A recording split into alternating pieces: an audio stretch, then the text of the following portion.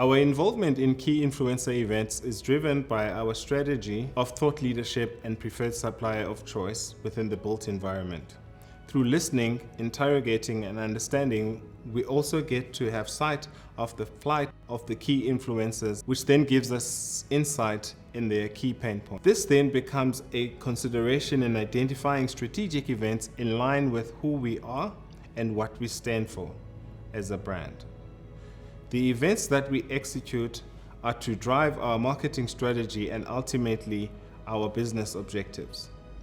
We carefully consider strategic events that drive certain concepts, messaging, dialogue, and conversation over a period of time with transforming outcomes that add value to the key influencers and our business. These key events also show our commitment in driving solution-based dialogue and engagement to the influencers' concerns and challenges, and this positions us as a valuable, trusted partner rather than just a material supplier. We believe in continuity and consistency. Most importantly, these events are not executed in isolation.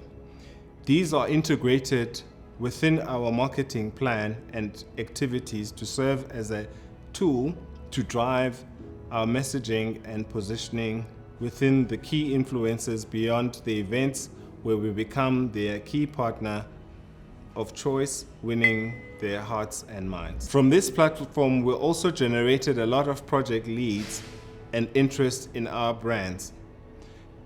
For example, being invited by government to go to their departments and do educational CPDs, training them on our corporate brand and product brands. We're always proud of each and every project that is completed with our material.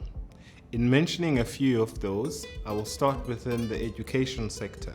One of the schools we did was the Churro schools in Durbansville, which was quite a unique project as Churro was moving away from their old brand identity to a new brand identity, which meant that it was more of a contemporary campus look and feel. This was an extension in terms of the school, meaning that they could now take on more students, which is good for the educational sector in our country, which has a lack of schools. The second project I will mention is within the health industry, which is the Rasler Hospital that we're involved in. As we know that the specification and requirements within a hospital are quite stringent, as this is a place where people need to rest, they need to recuperate, and they need to recover. So materials that are selected are materials that work in line with that thinking and requirements. So this was also quite a test for our material to see how compatible will they be within that environment, and they worked out very well and proved quite effective. The last project I will mention is a project that we did within the residential sector, which was called the Black House. This project was quite a bold project when it comes to using steel. There was quite a lot of steel used within the project with different designs, different angles, different requirements. So again, our material, we could say it was put to a test and it came out with flying colors.